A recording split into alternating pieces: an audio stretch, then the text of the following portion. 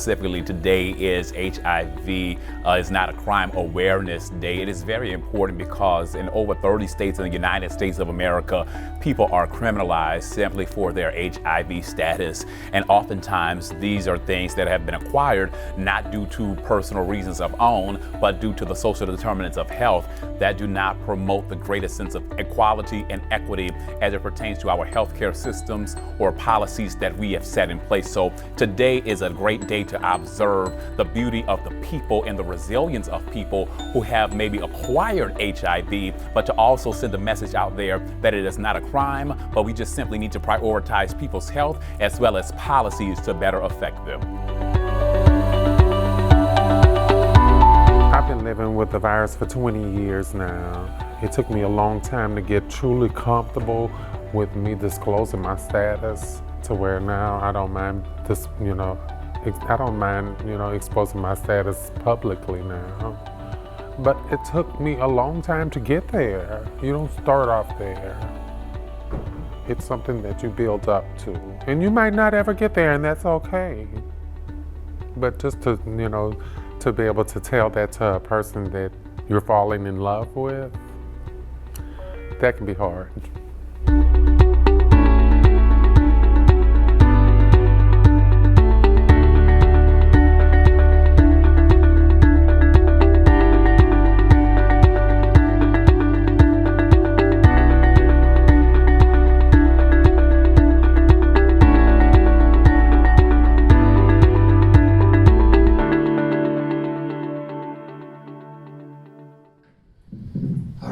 Thank you so much for coming, everyone. We're so excited that we're hosting this event at Xavier University.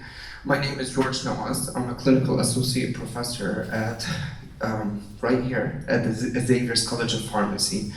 And I'm also an HIV advocate and a clinical pharmacist. I want first to thank Dean Kennedy and her office for helping us organize this event. As we gather here today to mark National HIV is Not a Crime Awareness Day, it's crucial to shed light on the persistent injustices embedded within HIV criminalization laws. These laws, born out of fear and misunderstanding, continue to haunt our communities, despite leaps in scientific understanding and medical progress. Enforcement of HIV criminal statutes remains alarmingly frequent, with some states expanding these laws, leading to more arrests. What's even more troubling is that most of these laws don't require actual transmission or intent, resulting in convictions for conduct with minimal risk of transmission. Demographically, these laws are disproportionately enforced, and the picture is stark. Race intersects to compound the injustice.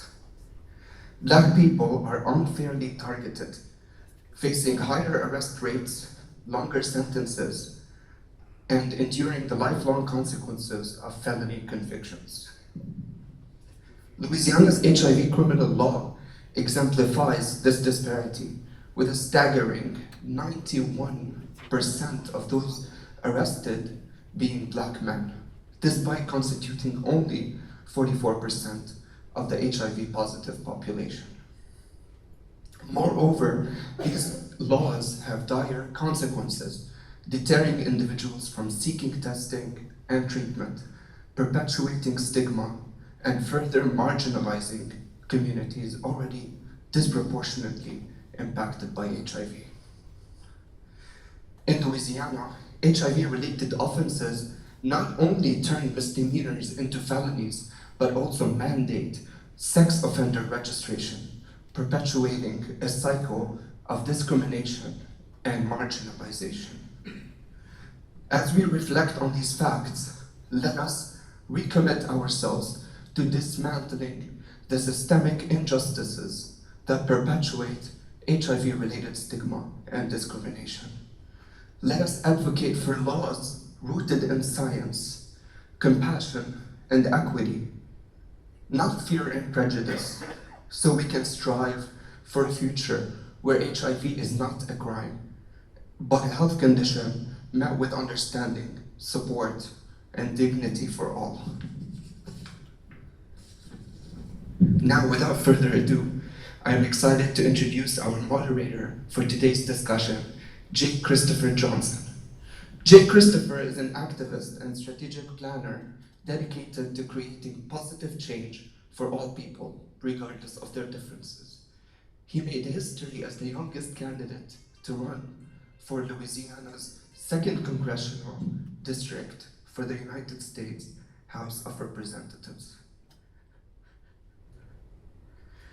As the founding executive director of the Mobilizing Millennials organization, J. Christopher leads a nonprofit organization focused on promoting social equity and economic mobility.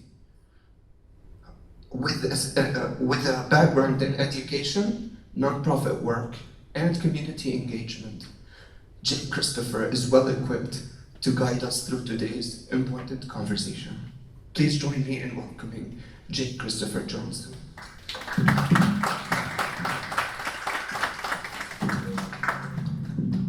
That's been good. Whoa, all right.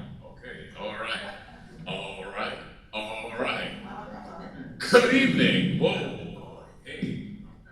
Warm greetings and humble salutations. I am J. Christopher Johnson. I am so excited to be here with you all on tonight.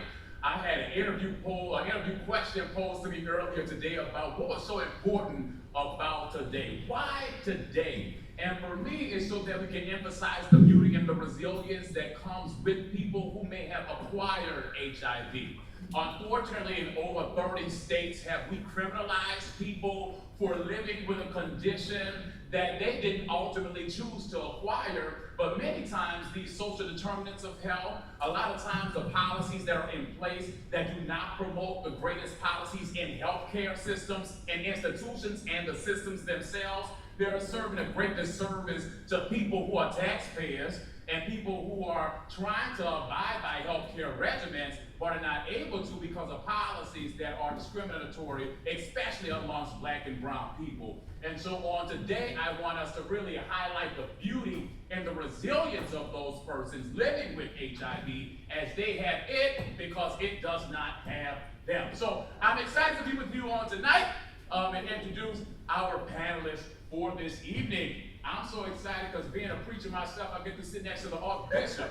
So I'm really excited to sit next to Archbishop Joyce Turner Keller. And she is the founder and CEO of Aspirations, a nonprofit HIV service organization. And as an artist, advocate, community organizer, motivational speaker, writer, actress, producer, and director, she has served as CEO of Positive Diva and Positive Dude Productions, and is a spiritual leader of Travelers of Christ Evangelistic Ministry for 53 years. 63 years. Amen and praise God. She is a minister, an educator, an advocate, a writer, an actor, a motivational speaker, mother of 3, grandmother of 13, and great-grandmother of 8. She also personally shares her challenges living with HIV and her unique perspective, particularly given her identity as a 73-year-old Black, religious, heterosexual, family-oriented great-grandmother who is courageously, my apologies, who has courageously navigated living with HIV for over 2 decades following a tragic incident of sexual assault. Her story underscores the importance of combating stigma and advocating for the criminalization of HIV. Ladies and gentlemen, Archbishop Joyce Turner Keller.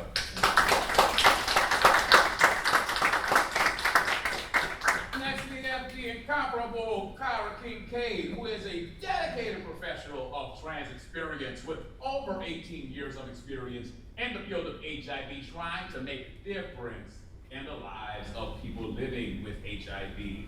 With over 2 decades of personal experience living with HIV and a robust career spanning various sectors of public health, Kyra brings a unique perspective to her role as a clinical research coordinator at Ochsner Health. Her journey began as a passionate advocate within community-based organizations, where she tirelessly worked to raise awareness and support those affected by HIV and AIDS. Transitioning into roles within the Department of Health provided her with invaluable insights into policy making and program implementation. Now, at Optional Health, she is dedicated to advancing research initiatives that aim to improve the lives of individuals living with HIV.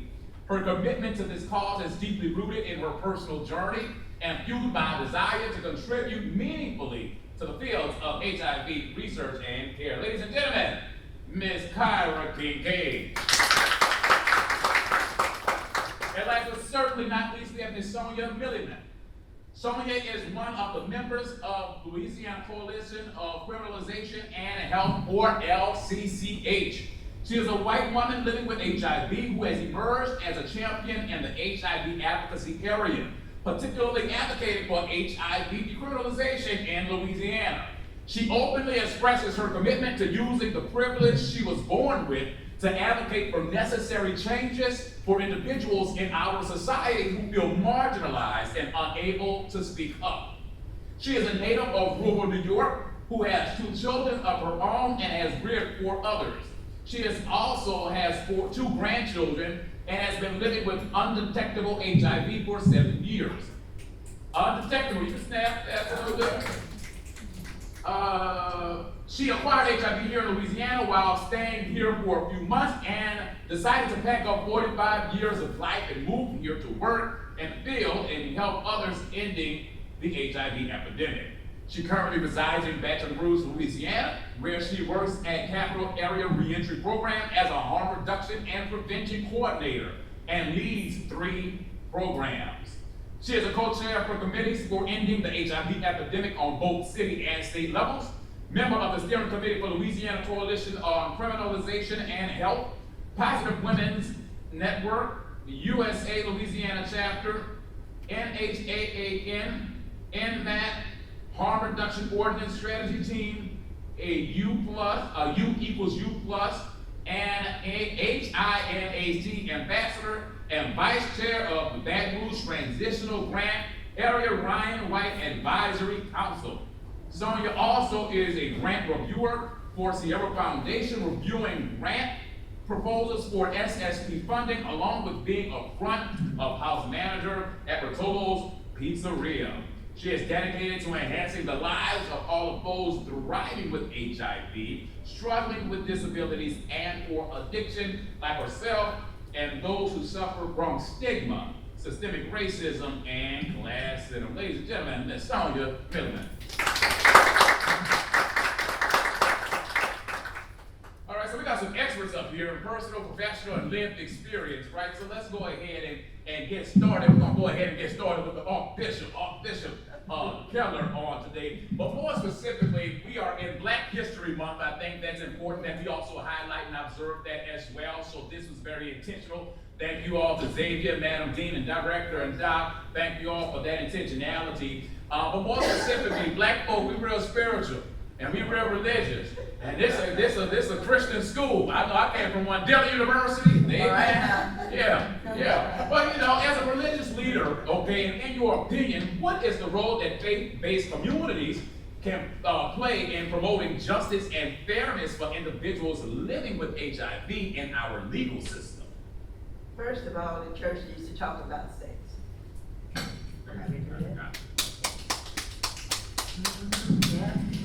We need to talk about sex. We need to address the elephant in the room. All too often we know that we've been taught that which is forbidden is enticing. So there's nothing wrong with having an open conversation about sex, because the Bible is one of the most exciting books if you want to talk about sex. So it's from the beginning to the end. So I think as a faith leader, someone disclosing in the church that I had acquired HIV, it was critical for my voice to be heard, because we needed to dispel the stigma around the acquisition of HIV. I was not gay. I was not a commercial sex worker. I was not a lot of other things that people want to equate us. and identify us as. I was a person who ended up going out for a job, ended up in the fight of my life, for my life, and acquiring HIV from sexual assault. It was critical for me to show my face, to let someone know that it can happen to anybody. And I think the church needs to have a conversation when it comes to sex, not to equate it to sin. All right. Not to equate HIV to sin. It is a health issue. And what it really embarrasses me is that I have been apologizing for the last 23 years.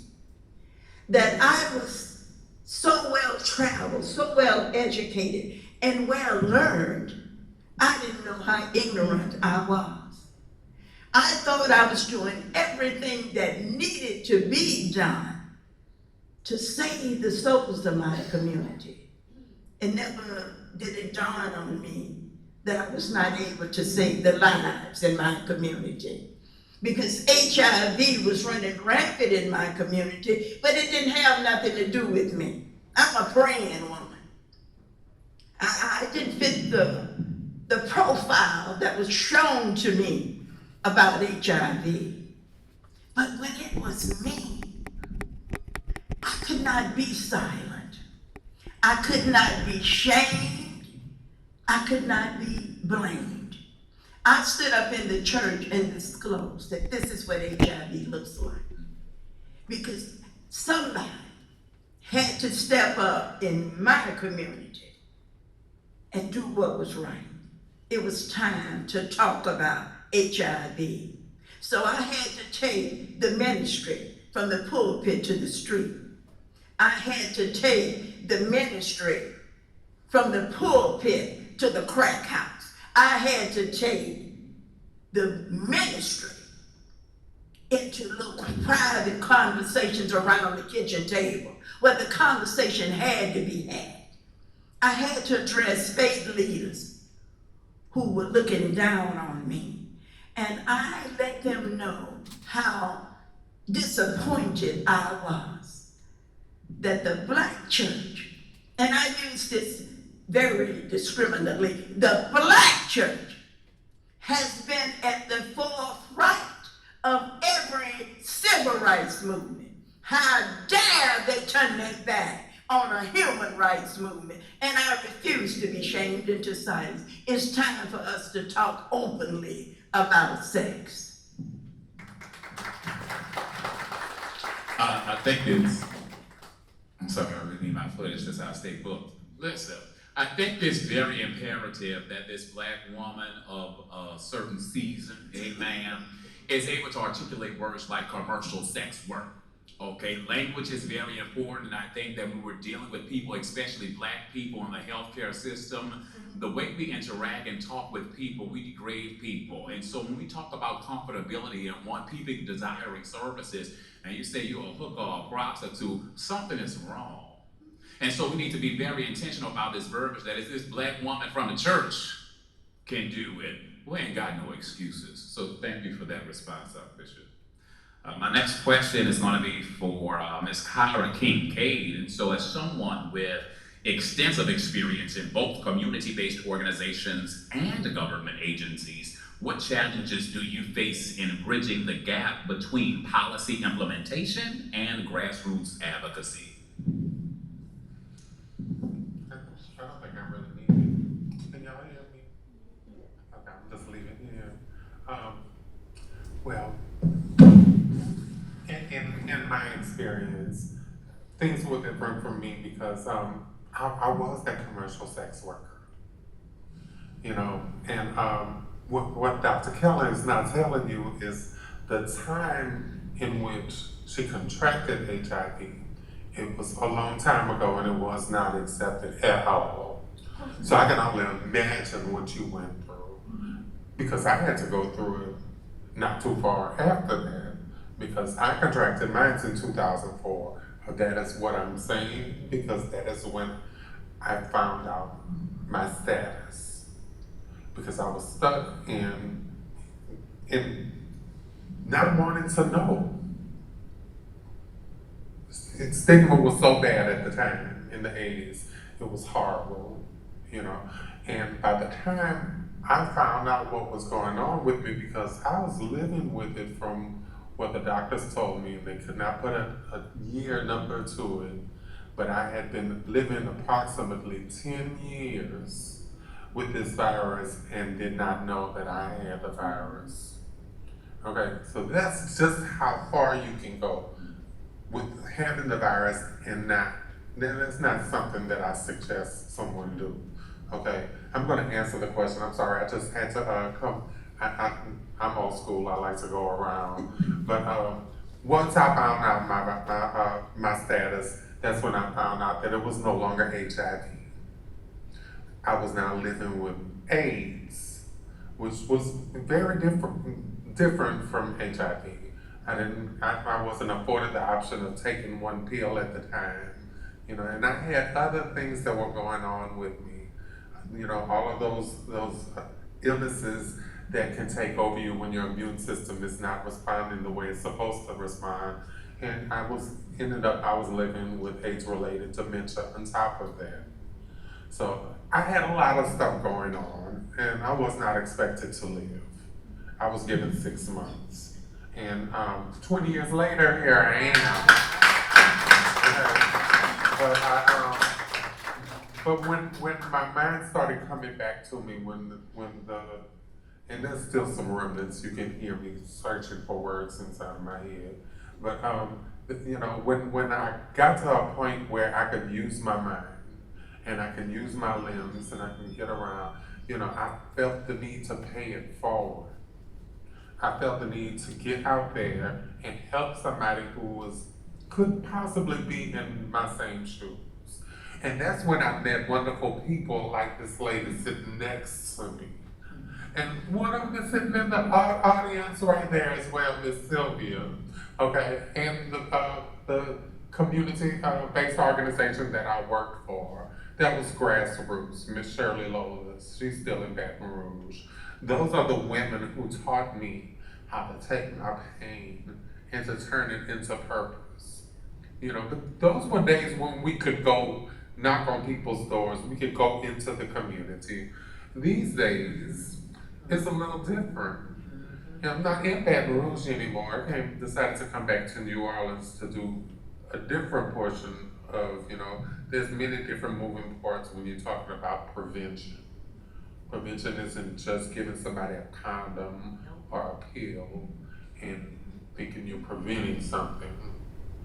It has many moving facets, you know, for a person who's living with HIV. We're also in prevention just by taking our medicine every day. That is a form of prevention. That is a way for us to end this virus, to end this epidemic. Okay? It's quite simple. Once you know, it takes a minute for you to get it, but once you get it and it starts clicking, then you can see how easily it works. They all work hand in hand. You have a pill to prevent. You have a pill for somebody in case they, you know, did not know the next night. And as long as they got 72 hours, they can get that medicine in them, and chances are that they will not contract the virus. The same thing for PrEP. That's pre-exposure. You got post-exposure, and then you have treatment as prevention. She mentioned earlier that in her bio that she's been living 7 years undetectable. Myself too. It's been longer than 7 years that I've been undetectable. And when you're undetectable, then that means that there's not enough virus inside of your body in order for you to transmit this virus to another person sexually. 0% chance of transmission. Okay? Now, I know I done went all the way around the block. Can you please repeat that question? Or should we go to the next question? Yeah, we'll go to the next one. Because I can go too, darling. All right. I know personally, so we can do that. Amen. Praise God. Listen, all right. So Miss Sonia, Sonia. So as someone who relocated to Louisiana specifically to work in HIV advocacy, what unique insights can you offer about the specific challenges and opportunities for advocacy in this state compared to other regions that you've worked in? All right. I don't know how much they need these. So honestly, I didn't work in the HIV field before I moved down here. I was actually an educator. But living in New York, especially in the time of when I was knowledgeable about HIV, one of my close friends told me she was living with HIV in 1996. I was 8 months pregnant for my daughter. It was around the time that a man named Nushan Williams was arrested and charged in Jamestown, New York, which was only about 15 minutes from my house. Completely just terrorized and like just created a horrible thought about this man. And of course, he was a very young, gorgeous black king. So they just made it like it was the most atrocious thing in the world. And that kind of started me thinking about a lot of different things in life. Again, that was 20 years before I acquired HIV. So I knew how the system worked in New York. It didn't give a crap. I'm very truthful. I apologize. I do speak like, I try not to, but you know, they just didn't care. As long as they were getting away with what they were, and that was the systemic way of keeping black men in jail. That was their way of helping them. You could see it. I could see it back then. I didn't really get into the criminalization part of it and know how the laws were until I obviously acquired HIV here. And I decided to move back down here, and I moved in and I got my doctor's transferred down here. And within, I want to say, 2 weeks of me making my first appointment with the doctor, there was some notes left on my door telling me that I had to make sure that I disclosed I was now living in Louisiana, so I need to call the health department. I'm like, shit, should I have moved here? Like, I didn't realize how bad it was. And so I was like, you know what, I'm so glad I moved here. Again, as I said in the bio, I have the privilege. And you know, the advantages of being down here is right now we're getting the money, we're getting the funding to make moves. We just have to use this funding wisely.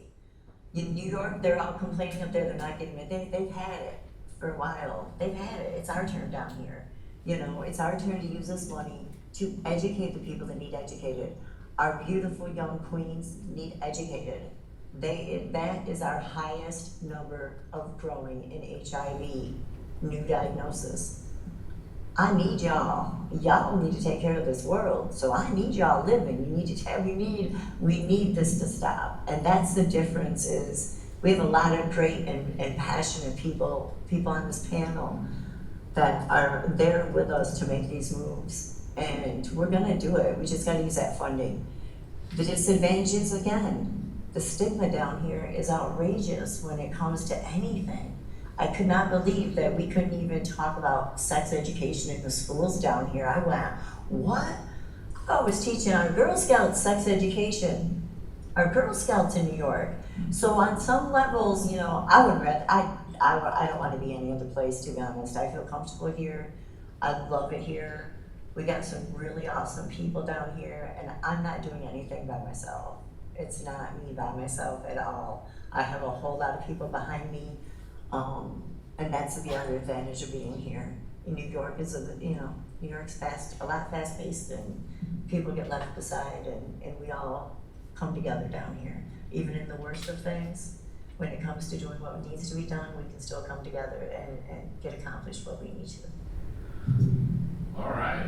I think a common theme that I hear up here is yielding of self, even when you're going through it, you know, finding that purpose within self to be so selfless, that takes a lot. Yeah, I see that microphone. That takes a lot to be selfless, especially when there's a world of people that are saying that you don't deserve to be here, or that you shouldn't be here, or that it's frowning upon you in a certain capacity, experiencing something that has not knocked on their front door. And so I tell people all the time, well, you don't experience directly, it has an indirect impact on you. What does that look like for you, your sister, your neighbor? How does this impact you indirectly to where you're now advocating for certain things at the Capitol? All right, because we got certain folks who want to rush through certain things, but now you also have to advocate for this thing too, because now certain things are grouped together. So we sometimes have to take an introspective look to see why are we even doing what it is that we're doing. So thank you, ladies, so much for being so selfless, even as you're fighting this struggle yourself. Bishop Kemp, so as you have been actively involved in HIV service organizations and advocacy for over 2 decades, from your perspective, what progress have we made in Louisiana regarding HIV-related laws, and what areas still require urgent attention? Well, as a person living with HIV, intentional exposure. I'm a member of the Louisiana Task Force on HIV right now, where we're advocating to address the language and define what intentional exposure is. The challenge for me, I made a video before I came tonight, and I made it in my bedroom. And the video I made showed how beautiful my bedroom is and how easy it is to become a crime scene. Imagine. That's why the laws need to be changed. The laws need to be changed because a lot of times a person like me, who is very public about my status, can be accused, arrested, charged, criminalized, forced to register as a sex offender when I have offended no one. And I have to defend myself against a he said, she said. And I'll share an experience with you that is a little embarrassing, because after the flood of 2016, my home was destroyed. I had people working on my house. And I know that maybe, now I'm not your typical preacher, so I'm gonna say what I gotta say. So y'all just get over it. But the bottom line is that a young man showed up at my house at 6 o'clock one morning. They weren't supposed to start work until 8. He decides to knock. I'm like, my God, what's going on? So I get up and I answer the door. He said, oh, I just thought I'd come and touch you up. I said, for what? Touch me how? He like, well, you know, if you don't let me in, I'm gonna tell everybody you slept with me and didn't tell me you had HIV. And I said to him, go ahead, because I'm gonna tell everybody the reason you mad is because you couldn't keep it up. But long story short, I refuse to allow anybody to use my HIV status against me. Tell anybody you want. But you don't want to have a conversation about me. Because if you start talking, believe it, I have a following. I can talk too. And I was always told, my grandfather always said, if there's anything in your life, ever anything in your life that's going to hurt you, you tell it first and you take the sting out of it. We've got to take the sting out of the stigma around HIV. See, you can't shame me. I'm a beautiful black woman. I am strong, I am anchored, and I am very vocal. As Dr. George knows, I am not nothing to play with on that task force. Because one thing I know is that when a person tells me that HIV is a death sentence, and I would love to remind him of how many people I have funeralized since my diagnosis. We need to change the laws around HIV. I'm not saying that a person who knowingly and willingly goes out and does what he or she does. I don't condone that. But don't you dare label me a criminal simply because of my diagnosis as opposed to knowing what I did and who I did it with. And the laws around HIV need to be changed when it comes to criminalization, because I want them to put on the books that other person who accused me. I want to see his test results. I want to know his sexual history. So don't play with me. I'm virally suppressed. I take pride in my health. And I love my community. And there's no way I am going to knowingly and willingly allow anyone else to acquire HIV from me. Well, hashtag take the sting out of stigma, why don't you? All right, thank you for that. Ms. Kincaid, what are some of the most pressing legal barriers faced by transgender individuals living with HIV, and how can we address them most effectively?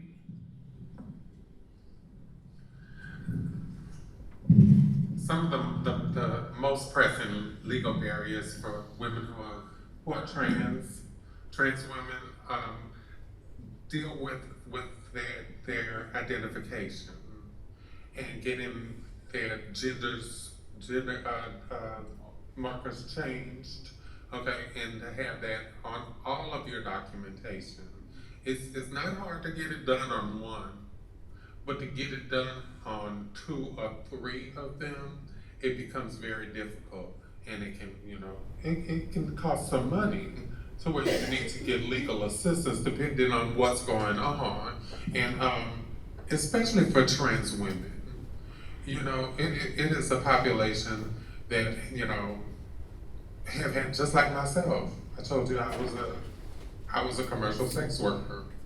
It wasn't by choice, but it was in the 90s, and I'm a Black trans woman, and I was trying to find out who I was so I could stand in my truth and in my power.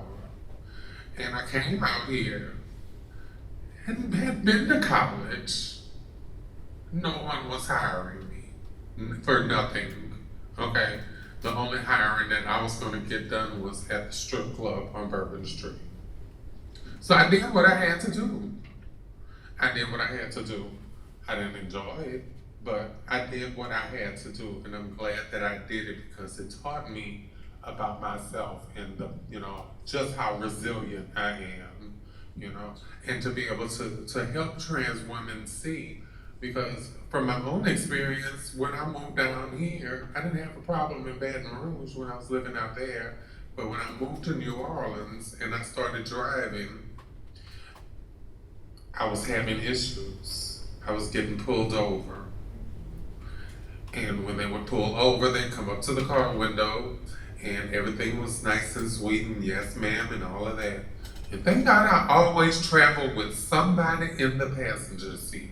One of them is sitting right here, my daughter Markel, and she was sitting in the passenger seat while I was driving, and the gentleman that stopped me was, real sweet at first, but when he went back to that vehicle and he ran those numbers, I don't know what they see on their computer in their car, but I'm assuming it's something that's gonna make it very noticeable that there is an M on that license and not an F.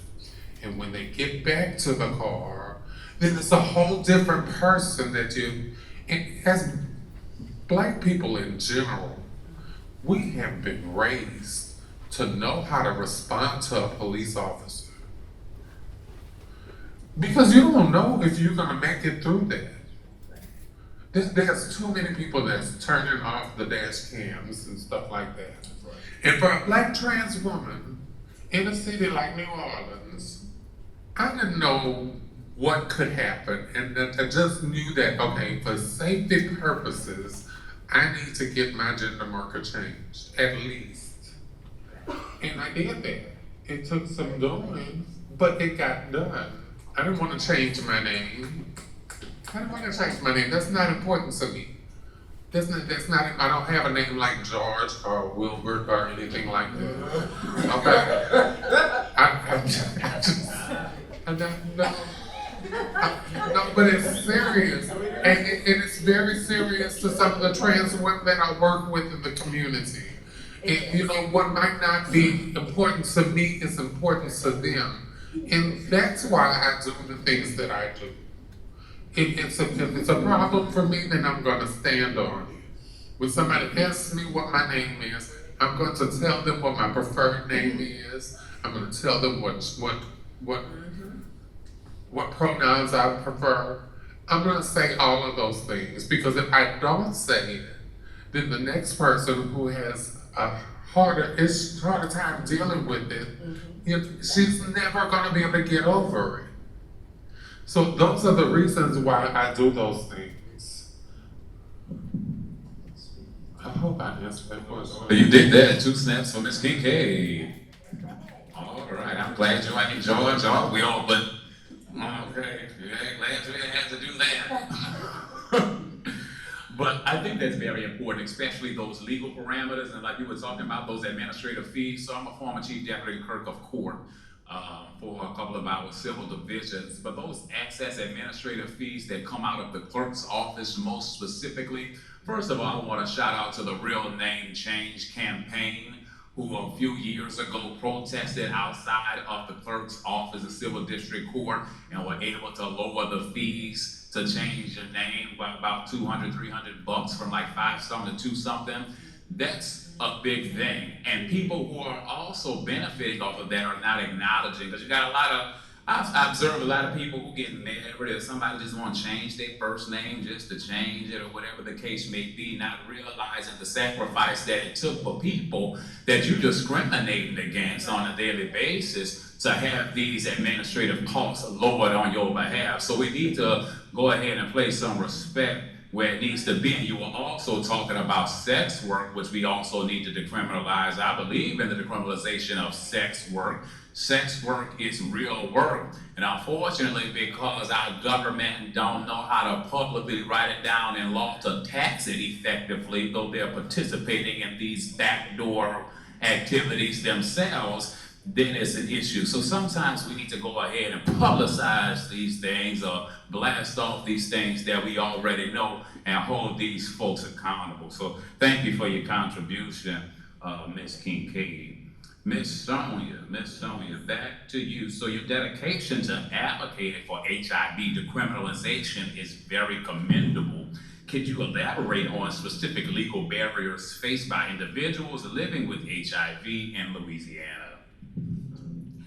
The fact that it's all based on exposure and not transmission is the #1 thing right there. I mean, seriously, it's just exposure. Anybody can try to say they're exposed. Doesn't matter, even if you haven't had sex, you can be exposed and go to prison. But on news of, since dear Dr. Joyce mentioned the task force and being on it, I actually got news on the way here that I'm not gonna lie, I had tears in my eyes, because it's one step closer to having the freedom of no fear while dating and living with HIV.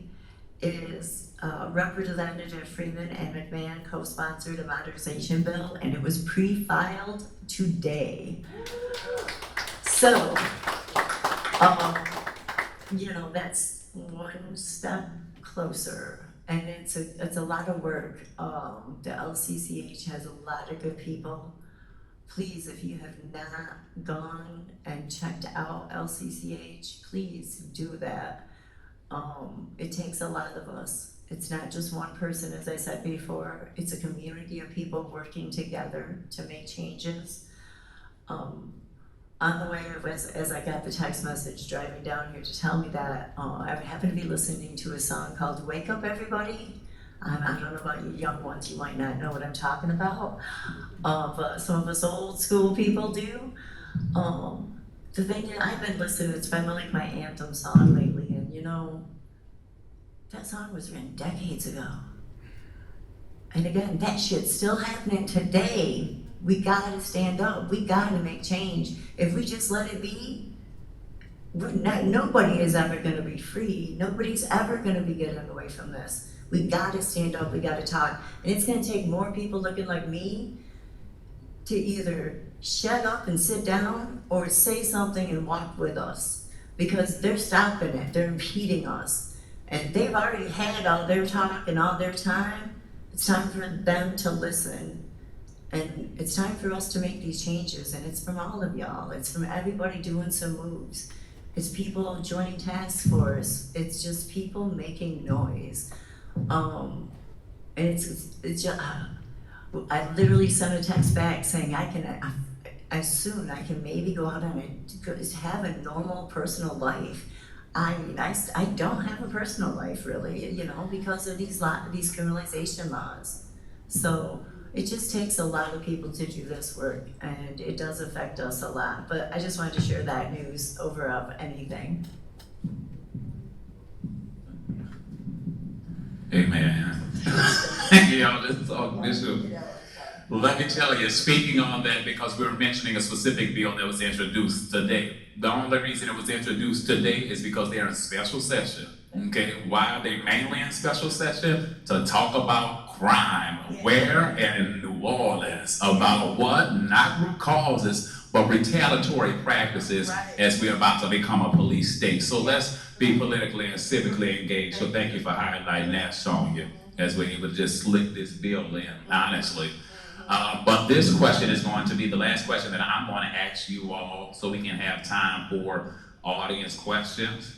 And that question is, as we mark National HIV is Not a Crime Day, what concrete actions can individuals and organizations take to support the movement to end HIV criminalization and promote a more compassionate and rights-based approach to addressing HIV-related issues? One of the ways is that we've got to stop doing the same thing the same way, expecting a different result. We, at Aspirations, we address HIV using theater. If it's one thing I know, if you want to get somebody's attention, start saying some of the stuff I say out loud. People show up to see what I'm gonna do next. I found that when we cook, when people sit and eat, they tell you anything you want to know, their business and everybody else's. We can start a conversation around the kitchen table. Make HIV just a common topic, like we do about cancer or any other issues that we are facing. We need to educate our children at home about some of these laws. Encourage them to get involved in public service. Teach them how to be a part of the community with social issues. But see, we buy all of these computer games, but nobody is teaching law to our children. I am blessed that my grandchildren are following in my footsteps. So y'all have just got to deal with the next generation. And then I've got some great grands that are not going to be no joke. But it started with me having come through segregation, taking my first steps on a plantation. So that tells you, at 74 years of age, that ain't been so long ago.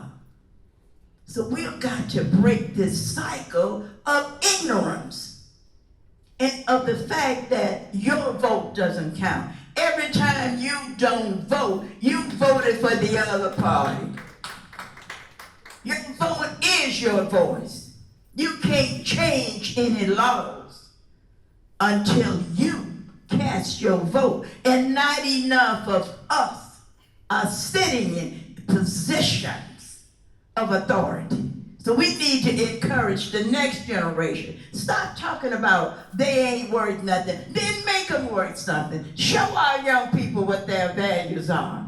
Let them know that they matter and that they have got something to bring to the table. Then we can be a nation of strong black people.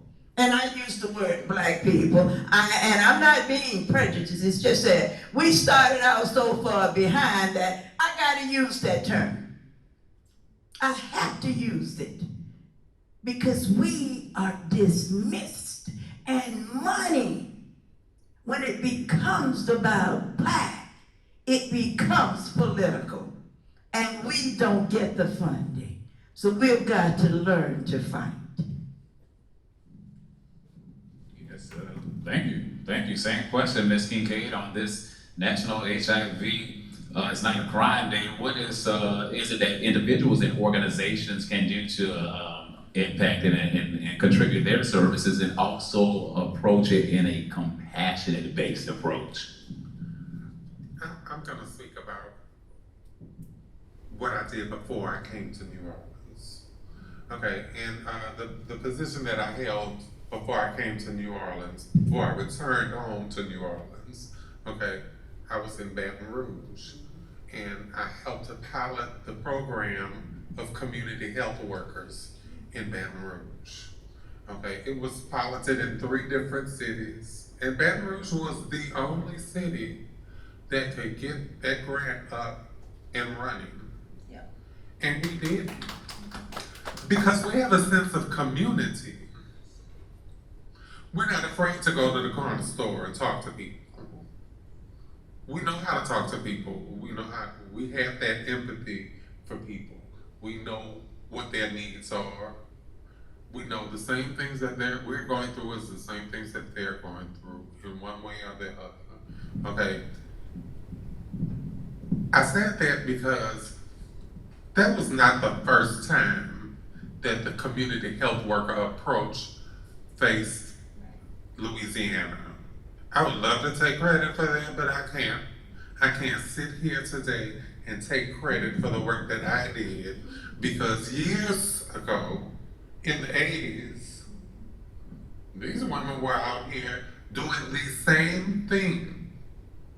The same boots on the ground, going out, knocking on doors, standing on, at storefronts, reaching out people, talking to people in the community. Okay. And I'm not talking about the Department of Health. The Department of Health played an awesome part in my career.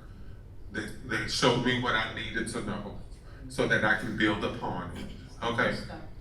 However, they were quick to say that we're not going to do this anymore. We're going to change and we're going to do this. And because everybody is working for fee for service, they're going to do what they tell them to do, because that's the only way they're going to get paid. That's the only way they're going to keep the doors open. These are small, community-based organizations. But that's where I got my passion from.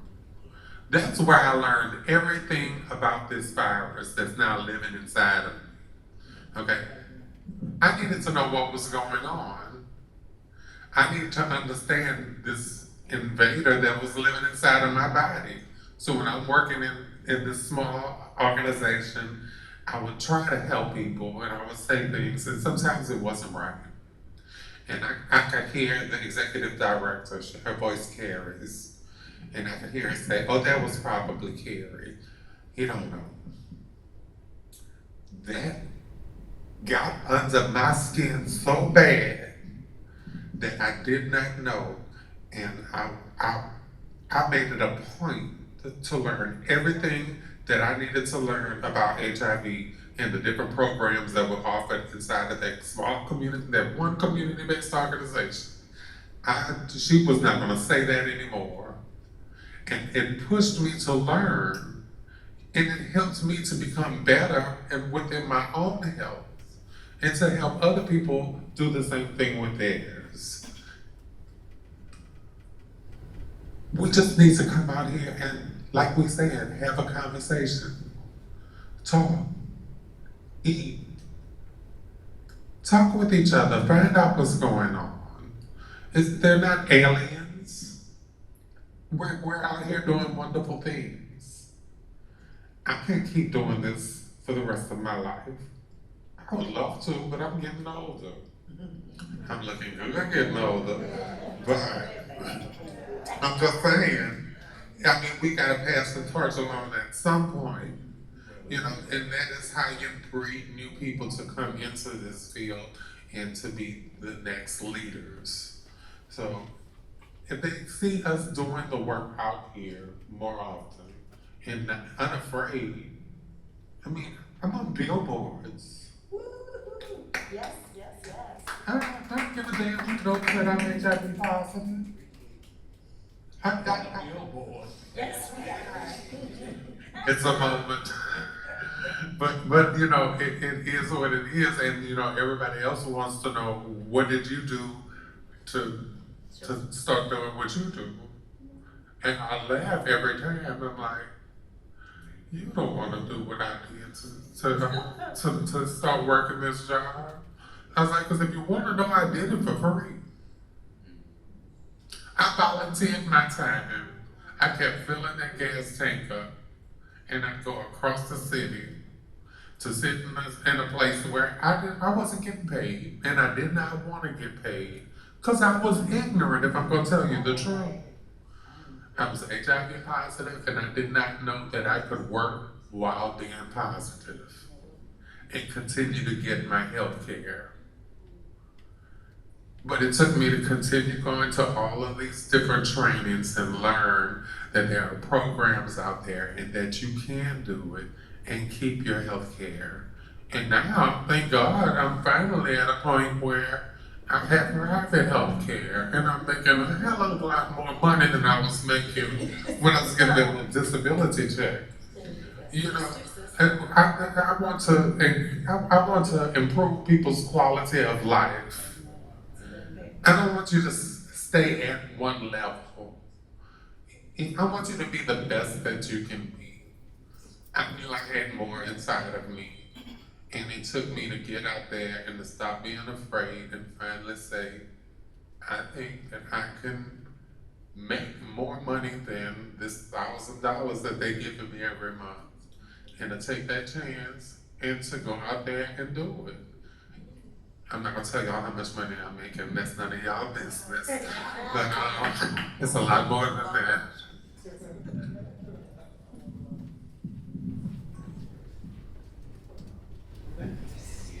Same question for me.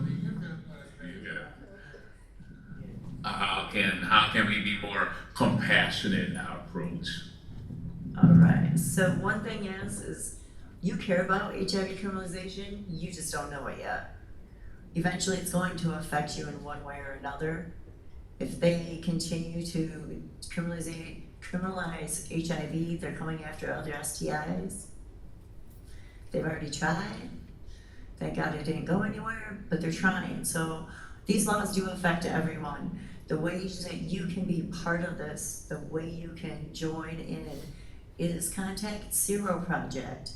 All you have to do is get on that friendly little Google, Zero Project, healthnotprisons.org, even LACCH.org. These are different organizations that are working to change the criminalization laws. These are things you can do. You can just talk about it. If you're a person living with HIV and you are comfortable, talk about it. I have that privilege again, as Ms. Carver said, we got billboards. It's kind of like it's a double-edged sword. It's really nice to be out there giving awareness that anyone can be living with HIV, but testing and treatment really does save lives. Like, I have never been more grateful and thankful for others to the fact I take one pill a day and I don't have any health problems from it, and it's only because of everyone that has come before me that I owe my life to, because I'm alive by the grace of God and that everything that they've been through has given me this ability. And if I didn't use that and open my mouth, that would be shame on me. Shame on me. Because now it's my responsibility to make sure that others are not going to be walking in my footsteps. And as Dr. Joy said earlier, the thought of myself being responsible for transferring this virus to somebody else, I started my treatment within a week of my diagnosis.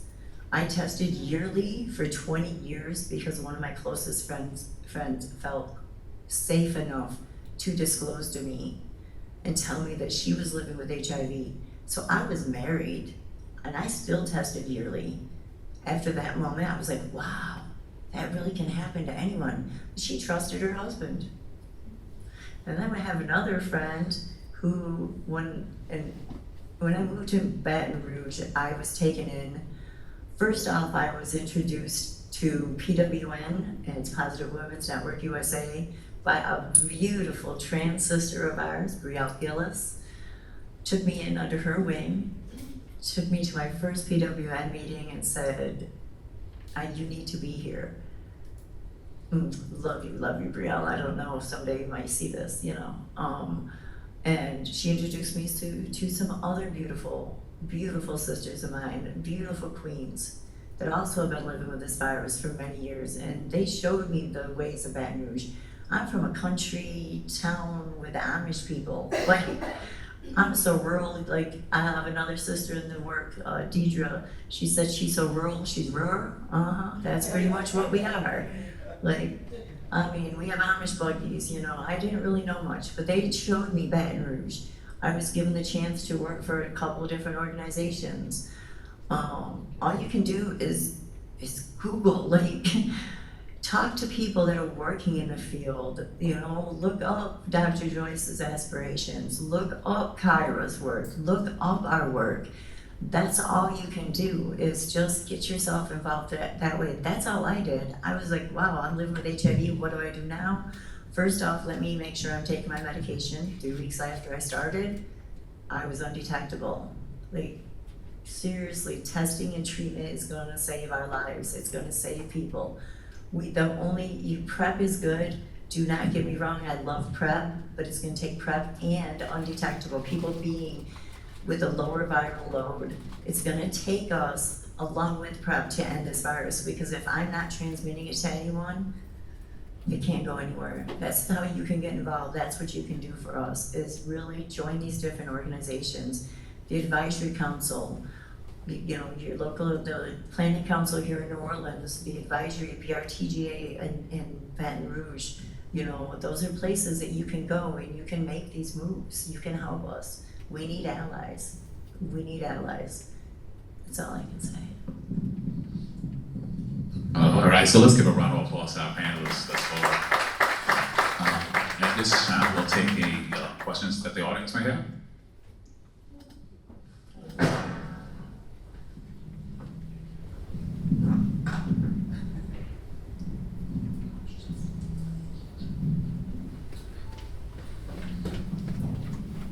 So I have a comment and then a question. The first comment is to thank you three women. I've been so blessed in my career to have been touched, taught, and cared about from each of you. And the work that you are doing is incredible for our community. And I know that it gets hard, but our city, our state is changing because of your efforts. So I want to thank you for that. I do also want to just point out and elevate something that you said about voting. I think that that's critical right now. There's a difference in the leadership at the state level and how they set healthcare policy and what that means for people who are living with HIV, but for every one of us that engages the healthcare system. And so a lot of these conversations that we're having about decriminalization of HIV and support for the community. It's support for the community. Because a lot of the discrimination that you face is the same discrimination that is faced by other marginalized communities. And it makes me sad when Black people stigmatize people with HIV, or Latinx people discriminate against people living with HIV, and others. There are so many others. I just think that if we joined forces and we talked about the human experience and we talked about a compassionate experience and a supportive experience, that would cover all of us, and it's very much needed. The last thing that I'll ask each of you, because you didn't talk about how housing discrimination and employment discrimination impacts you. And so one part of it is how people who are living with HIV are criminalized, but to understand how people who discriminate and organizations who discriminate against people living with HIV should be held accountable. I didn't hear any conversation about employment discrimination and housing discrimination. If you've dealt with that, if you can share what your experience was and how you were able to overcome it. Oh my God, I would love to answer that question. When I moved to Baton Rouge and I started working, there was a time where I left from one community-based organization to go to another community-based organization, which was Volunteers of America, which little did I know at the time that it was a church. Volunteers of America is a church. I didn't find that out until they tried to fire me. Well, they didn't try to fire me, they were getting ready to fire me. But I'm a bit much to take in. I realize that, and I'm gonna take that trophy and I'm gonna set it high up on my shelf. So that's okay. Some of us are too fabulous for one body, and I'm not gonna dim my light because it's too bright for other people. And at the time that I was the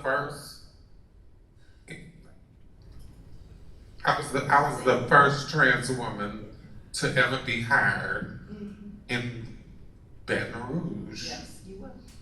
Okay. And I went there and I faced it from my co-workers. I faced it from the people who were my not just friends, from my supervisors. They were harder on me. And I was an advocate. That was what they was hiring everybody. It was easy to get an advocate's position. But for a Black trans woman to become an advocate at the time in Baton Rouge was something they were not comfortable with. And you have to understand, while I was working there, what was on their mind was that I was gonna fail miserably. And that the people, when they would come in for their services, would tear me down. Well, you see, when God is on your side, you're a child of God, things don't roll out the way you thought they was gonna roll out. And people start coming through the hallways talking about where Miss Carrie is. And they're sitting down there just stunned that things are going the way they're going. And and it ended up with me getting terminated. That was so hard for me to take. First of all, I wasn't doing what they was accusing me of doing in the first place. But when I started this job, it was to help other people who were going through what I was going through. So, and for them to say what I was doing and then they wanted to fire me, I was hurt that they would even insinuate that I could possibly do something like that. And I just, I said, I'd rather just go ahead on and quit. and I'm not signing a damn thing. I'm not. I didn't do it. I didn't do it. You had to, you know, you came in, you sent me home for 2 weeks. You asked your questions, and it came back with no findings. And then you called me back in and tell me that you found, you know, it was, I forget what it was called. I'm sorry, I'm having one of those moments. But, you know, that was a pattern. That was the word I was looking for. They found a pattern. I said, but the findings were nothing. You found a pattern to nothing. It's not making sense to me. You know, and it took that the first person that hired me and gave me a shot in Baton Rouge to explain it to me what it was like for the person that was hiring you and needing to fire you at the same time. And then I could understand, okay, I'm gonna go ahead on and I'm just gonna take a minute. And I took a break. I took a break for about a year, and I said it's time for me to take care of myself and to sit back, because you know, I was still a patient and an advocate at the same time. I'll always be an advocate. But those are the things that we face, especially as a trans woman, as a black trans woman. Not everybody's gonna have something that they're gonna face. The condition gonna have her own things she's gonna face. 100%. You're a white cisgender woman in a predominantly black neighborhood. Yes, I know you getting it, and I know you getting it hard. Yeah, I watched her get it. You know, it's hard. It's hard, and you really got to do. Just keep doing it. You have to be amazing at what you do in order to climb up. You know, eventually you can, but you're gonna suffer through it. But that's the same as all black people. I'm sure you had your issues when you were coming up. It wasn't easy for you. I know it wasn't. I didn't expect it to be easy. You just gotta weather the storm. You gotta stick through it, and eventually it comes with some respect behind it. Because all of those people that said all of those things about me, now admire me, and I can hear respect in the conversation when they talk with me now. Because this wasn't an easy gotten anything. It was hard. I mean, it's still hard. It's still hard. You got people that's preying on your downfall so that they can come in and show that they can do a better job than you can. That is not going to stop. It's just not going to stop. But you have to weather that storm. You have to continue to get through it, because somebody is going to get helped in the process. I don't know who it is, but somebody, and if one is helped, then job well done in my. Well, I ended up suing HUD. I was told I didn't look like I had HIV. And at the time, I had lost virtually everything, but I never lost my dignity. The housing, urban development of the United States of America. Not only did I sue them, I won. When I was living in public housing, I had left my job and I wanted to go back to college. I went back to Southern University, and I had just had my first art show. I had just run for Miss Bayou Classic. I'm the oldest woman to ever run for Miss Bayou Classic and make the news in my bathing suit.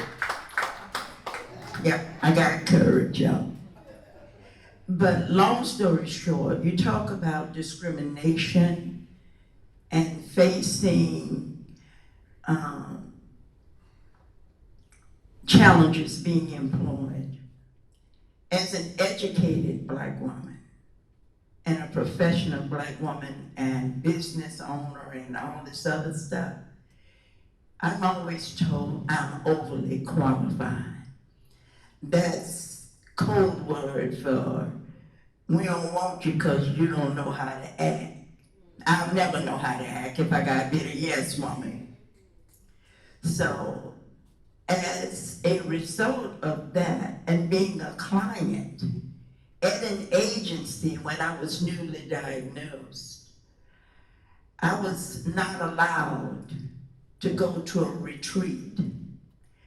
I was told that I wouldn't sell raffle tickets, so I wasn't allowed to go to the retreat. So I said, I don't have to ride the bus. I have my own car. The case manager didn't know, or one of the supervisors didn't know who knew me. They had a conversation about me in the hallway and said they didn't give a damn if I had an airplane, I wasn't going. That was the best thing they could have ever said, because that day, Aspiration was born at a grant writing class at Southern University. I started my own. See, sometimes when discrimination comes, you don't use that as a pitfall. You used it as a springboard. And after 23 years, we are not only locally known, we are known globally. Aspirations is a company that is known worldwide. We have been in documentaries, the documentary Nothing Without Us, The Women Who Will End Days. I'm that crazy woman in high heels under the bridge doing HIV testing. So when you talk about discrimination, even now, as a CBO, I've never received federal funding. But we, at 1 year, we tested over 2,000 people for HIV, got people into care. So when you talk about that, the scabs on those sores are real. And you relive it every time we tell the story. Hence, that's why these candles are here. I'm told often in conversations and in places and spaces that because of my age, I need to take a seat, pass the torch.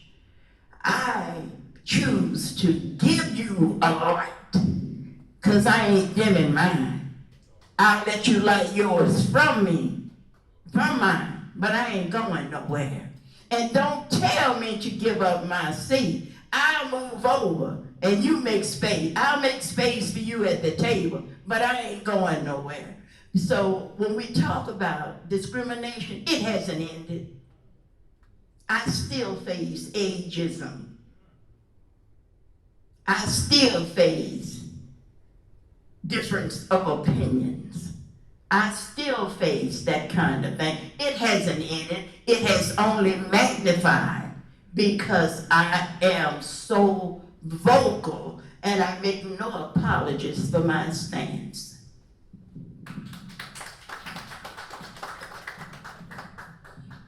When it comes to work, I was actually fortunate enough that I was kind of discriminated against in an HIV agency for one of my HIV medications. So to me, that was kind of a messed up thing. I was given medical marijuana after my HIV diagnosis in New York, and it carried through here to Louisiana, but I had not had it transferred yet. And basically I was told, since I used medical marijuana for my HIV, that I was using drugs and could not work for the agency. Like, wait a minute. Like, anyways, so that was the best day because I told them within a couple of weeks I'd be working at another job, and I have been there ever since. And I am at CART BR as a harm reduction and prevention coordinator. I'm allowed to be vocal, I'm allowed to be an LCCH, I'm allowed to use my time while I'm working for him to make sure that I'm making lives for those of us living with HIV better. You know, I have avenues. So that day when that HIV agency criminalized me, I mean, they like discriminated against me for medication that I'm using for my HIV. That just kind of like stumped me. And so sometimes those jobs that we have that we think are like the best ones and that's the end of the world, that now like nobody's gonna hire me now. You gotta have faith in yourself to realize that if you keep helping others and you keep doing the right thing, that those avenues will open up again. And like I said, I've been in the job I've been in for the last 4 years, and we've been really making some moves. We get out into the rural areas, we do a lot of harm reduction work. Sometimes our harm reduction overweighs that, but that's part of HIV work also. Syringe service is part of ending the HIV epidemic. And I serve within our agency 1,500 people that we are testing and making sure that they're not transmitting this virus to anyone. So, you know, the jobs are there, but we also have to remember that not everyone has the opportunity for transportation to get to those jobs. Not everyone has food. Not everyone has housing. And I work with the unsheltered population. One of our programs is houseless, unsheltered, gaining support. And, you know, everybody keeps telling you, well, get a job. How do you feel comfortable going to get a job interview when you're not bathed? You have no place to take a shower. It's so intersectional that, you know, too many, not to ruin anybody's names, but too many Karens and Chads just don't realize it's not as easy as they want to make it out to be, because they have never walked in those shoes. I have been fortunate, and I say fortunate enough that I have been a person who uses. I've never been unsheltered because I've never been out living, but I've been a couch potato jumping from house to house to house. And I'm a person living with HIV, so my job actually turned out great because I work in all three of those. I just celebrated 11 years out of putting my crack pipe down. It's a good thing. I have survivor's remorse a lot of the times because unfortunately about 3.5 years ago I lost my oldest child. He thought he was just having some fun and doing a line, and it was 41 milliliters of fentanyl. So like jobs matter, and sometimes we walk into the ones that we need. And I work a lot. I can I can juggle it a lot. It's not easy, but there's certain things that you can prioritize. And criminalization is something that I have to prioritize because it affects every other area of my job and every other area of my life. Because if we don't stop criminalizing people, then we're never gonna end the epidemic. I mean, the man that I acquired HIV from, besides being a gorgeous king and having to face everything that y'all have to face already, but he could be criminalized if he got tested, so why test? He didn't see himself in any of the ads, so they don't pertain to me. I'm a heterosexual man. I don't see anybody like me in any of those ads, so why should I test? So the one thing that I really, really wanna push in these coming years in ending the HIV epidemic, and I am one of the co-chairs of the Education and Prevention Committee, we need to put out there that we need to test anyone having sex. I don't care the age, I don't care what you look like, where you come from, how much money you make, where you are. If you are having sexual contact with someone else, you should be being tested every 3 months, depending on your activity, every 6 months, at least once a year. I tested once a year. I found mine. I was diagnosed 6 months after I acquired, and undetectable 3 weeks later. It can happen, but we have to stop the stigma, and we have to start realizing that everyone and anyone, no matter your sexuality or anything, can be living with HIV. And we gotta test anyone. I don't care who we are, test everyone. But we gotta stop stigmatizing and stop pointing fingers. We gotta stop giving the Kat and Karens, the Karens and Chads, all the ammunition to be saying, look, these are the people that are always having all these issues, so let's put it back on them. It's anyone. It's any one of us. I just want to add also before I give up this microphone, you know, like I said, I come from. Shame on you, Jay Crystal. I just want to say, you know, there's a lot of other things that we can do as far as finding people who have like-minded things that can work with us as far as getting these laws changed. Okay, get behind somebody and stand behind that campaign. Thank you. Thank you. You know, I've gone knocked on doors. I've knocked on doors in neighborhood after neighborhood after neighborhood.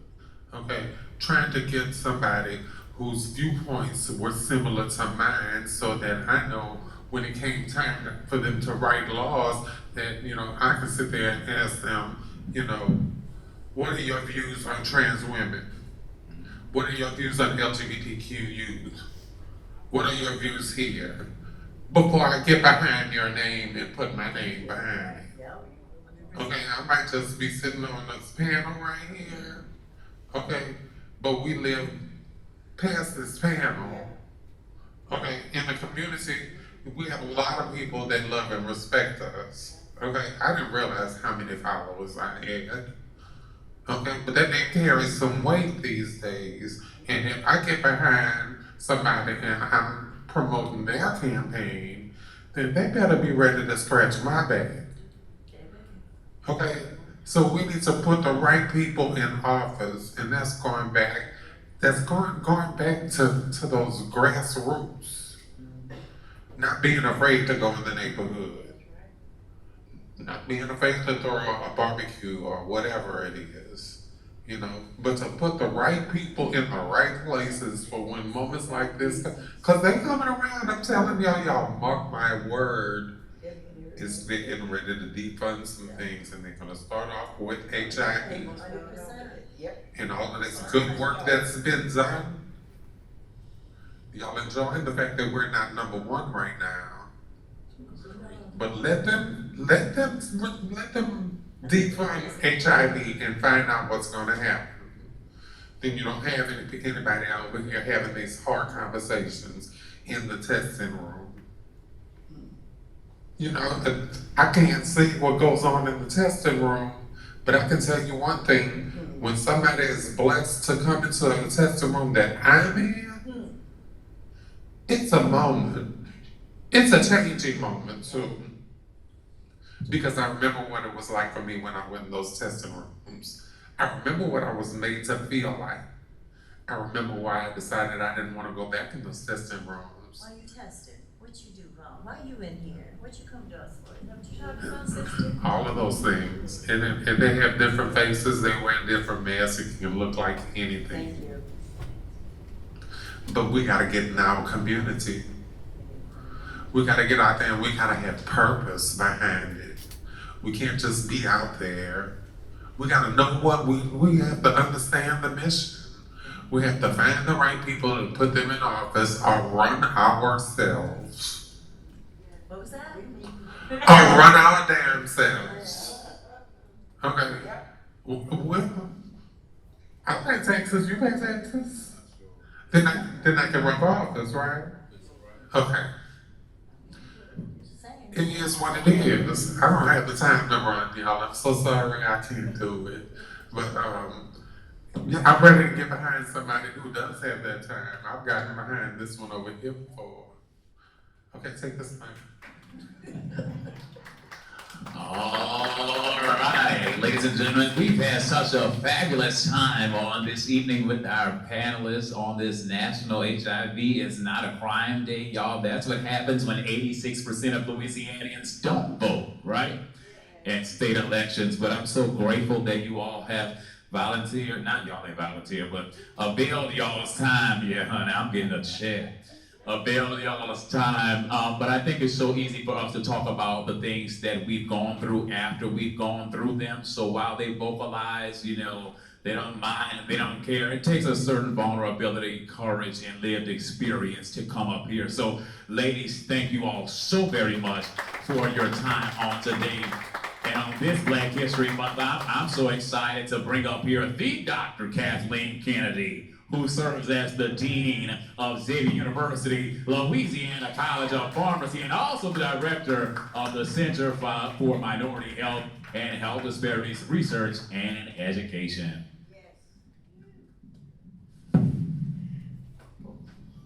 Well, first of all, let me say thank you to this wonderful panel and our moderator. This has really been an exciting session. You know, when we started talking about what role we would play in the Center for advocating for educating, engaging, and advocating for people living with HIV, I had no idea where we would go. But I have learned so much. And I could talk about all of the things that you said, starting with educating in the church. I remember years ago trying to have an educational session in the church, and I was told I couldn't do that. And there were certain things in the school system you couldn't talk about. So we have come a long way, but we definitely have a long way to go. Talking about sex, the fact that everybody who is having sex should be tested. There's so many things that you brought out that, you know, we need to teach, especially our students here, but the community. And that's what we're about, because we're talking about health equity. The fact that everyone should have equal opportunities to have good health. And working in the community, we have one of our task force members here, and he asked me, he said, okay, so you're gonna have these sessions, then what? And it's not just about meeting tonight or meeting or having a conversation, but what are we going to do? The advocacy part is so important. And so I'm glad you talked about that in ways that we can get involved, because as you said, we need the next generation to continue what we're talking about. So it has been, it's just been a great session for me. And I hope that everyone has enjoyed hearing and learning and being educated about what is important as we continue this work. So again, thank you all for coming out tonight. Thank you for being here. And I also want to thank Dr. George Nawaz. He has put this together. Dr. Nawaz is such an advocate. He has a class of students they're here, and they are learning a lot from him, and then they're taking action. And so that's really what we want. We came up with this tagline, Louisiana can, in the HIV epidemic. So we have a website. I hope that if you have not been on the website, you can do that and see what we will continue to add to that website to educate people about the cause, so that we can again move toward health equity. And that's really what our center is about. So I want to end by bringing up Dr. Nawaz. I think he has some other instructions about what they would like to see in the hall. We do have refreshments, and we have some other things that he's going to talk about. Thank you, Dean Kennedy. Thank you. This was an amazing discussion. I love every one of you, and you guys know already this, so thank you so much. And thank you everyone for attending. On your way out, we thought it would be a nice thing to do is to get, if you were not given an index card yet, we'll give you an index card out there. It's a moment to take a second and think of something that you pledged for out of this session today. So there's gonna be a place where we can hand that, we can stick it to a poster that we printed. I wanna thank Sabrina Pham and Kennedy White, my students who helped me arrange everything out there. Thank you so much for that. So please use your index cards there to write something that you pledged to do on this National HIV is Not a Crime Day. And we can keep that in our records. Another thing that we can do for people living with HIV is we have a book out there that we're starting so that people can write words of support. So if there's anything that you guys have that you would like to write in this book, please go ahead and write it. Right next to that book, there's a little candle stand. That candle light memorial is to remember people we've lost living with HIV, who lived with HIV and we've lost them. So please, if you have someone that you can think of that you know, please go ahead, think of them, say a little prayer, and light a candle. Thank you so much.